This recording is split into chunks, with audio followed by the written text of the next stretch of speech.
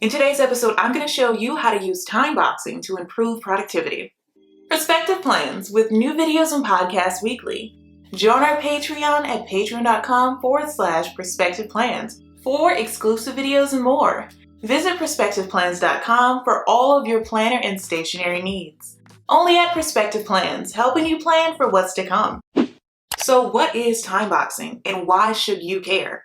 Ever sit down to do a quick task, blink, and somehow it's dinner time, your inbox is still overflowing, and your coffee's gone cold for the third time today? Congratulations, you've experienced Parkinson's Law, which basically says work expands to fill the time you give it. Translation, if you allot 5 hours to write one paragraph emails, you'll absolutely spend 5 hours on it, including 30 minutes picking the perfect emoji.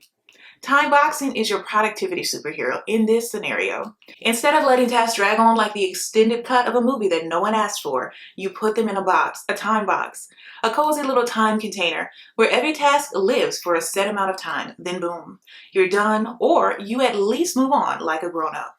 The two factors of timeboxing, spicy versus mild. Hard timeboxing, no mercy edition. This version is like setting a kitchen timer and saying, when this buzzes, I'm done. Whether or not I've written the world's best Slack message, it's perfect if you're a perfectionist or if you're someone who polishes their email subject lines like they're submitting to the Pulitzer Prize committee. Here are some pros. Helps you let go of your perfectionism. It keeps meetings from becoming this could have been an email. It keeps your days moving like a productivity freight train. Soft timeboxing, chill but still productive. Soft timeboxing is more like a nudge than a slap. If the timer goes off and you say, all right, let me wrap this up soon, instead of pencils down, now. This is great for creative tasks or even deep work, where a little wiggle room is useful. Here are some of the pros. It's ideal for brainstorming, writing, or even anything involving vague vibes.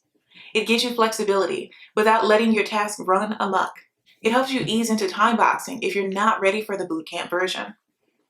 Why timeboxing works, even if you're allergic to schedules. Because without it, tasks multiply like gremlins after midnight. Timeboxing forces you to commit. I'm giving this task 45 minutes, not an entire afternoon, and well, my will to live. Plus, it turns work into a bit of a game. Beat the timer, stay in the box, get stuff done without spiraling. And hey, if you mess up your boxes one day, no worries, you're not a robot, unless you are. Hi, ChatGPT. Just adjust and try again. How to timebox without losing your sanity or your Wi-Fi password.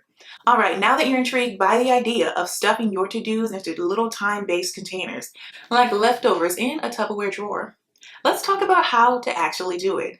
Timeboxing isn't rocket science, but it is the productivity equivalent of adulting like a boss. Here's your step-by-step guide to make it happen without crying into your fourth cup of coffee. Step 1, identify the culprit task. First things first, find tasks that love to hog your time like a cat on your keyboard. Example 1, you, the polishing perfectionist. If you're the type who can't send a deliverable until it's been edited 12 times, ran through 3 grammar checkers, and blessed by a productivity theory, timebox it. Say you've got 30 minutes and report it. Shine bright but not blinding. Timebox 30 minutes and no more polishing. By the time your dings, you're done even if you didn't pick the exact perfect font. Managing your team's social media sounds like a 1-hour task until you fall down a TikTok rabbit hole and emerge 4 hours later with 20 memes and no campaign strategy. Timebox 1 hour in the morning and 1 hour in the afternoon. Enough time to post, engage, and do just enough doom scrolling to stay culturally relevant. Step 2, set specific goals, aka tell your task to sit down and behave. Now that you've picked your task, it's time to give it a job description. You can't just say, I'm working on emails and expect your brain to cooperate. Nope, you need a mission, a clear, bold, non-vague mission, like James Bond, but with Gmail. Example, let's say your inbox has turned into a digital black hole where productivity goes to die. Instead of aimlessly clicking through subject lines like forward, can we chat? For 2 hours, give yourself a target. Goal, reply to 3 emails in 30 minutes. That's it. Just 3. Pretend each one is on fire and you're the email firefighter. Go in, do your job, and evacuate the inbox.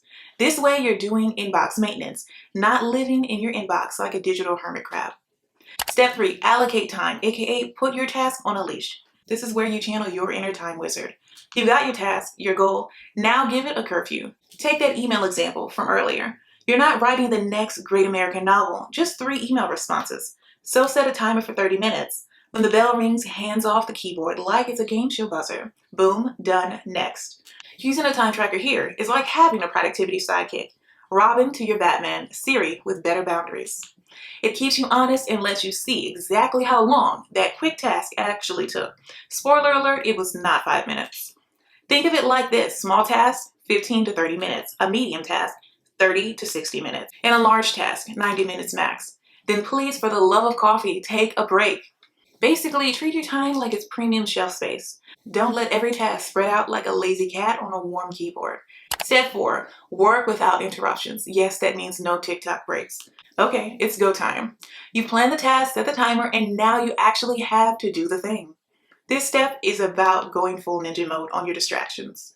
No text, no just one YouTube video, no reorganizing your sock drawer because you need creative clarity. Let's make your time box a focus fortress. Here's how to rebuild it. Prioritize comfort. If your chair feels like a medieval torture device, or your lighting makes you look like a ghost in a horror movie, fix that.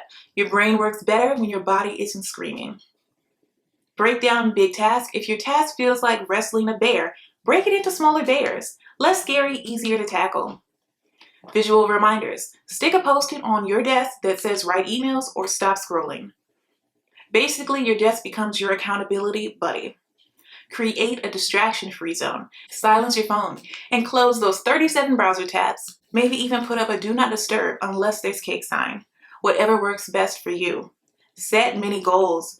Break your 30 minutes into checkpoints. First 10 minutes outline, next 10 draft, last 10 edit like a boss. It feels like a bit of a video game, but with emails.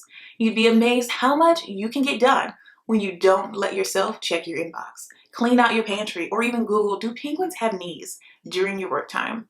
Step 5, review, adjust, and take a break. Yes, you've earned it. Congratulations. The timer's up, your brain is lightly fried, and your email tab is still open. A miracle. Now it's time to do a quick check-in. Did you actually do the thing you wanted to do? If yes, gold star. You're officially a productivity wizard. If no, don't panic. You're not a failure. You're just simply a human. Maybe 30 minutes wasn't enough. Or maybe that one email turned into a Shakespearean masterpiece. Either way, take notes and adjust for next time. Now, reward thyself. Seriously, stand up, stretch like a cat, chug some water like you're in a hydration competition, or just stare out the window like a physiological squirrel. Whatever works. Why? Because your brain needs that little aha moment. It's not slacking, it's strategic recovery. Just ask the Pomodoro technique, which I did cover in a few videos back. That method basically runs on focus, snack, and repeat. So whether your break involves a walk, a snack, or vibing to your favorite playlist for 5 minutes, take it, you've earned it.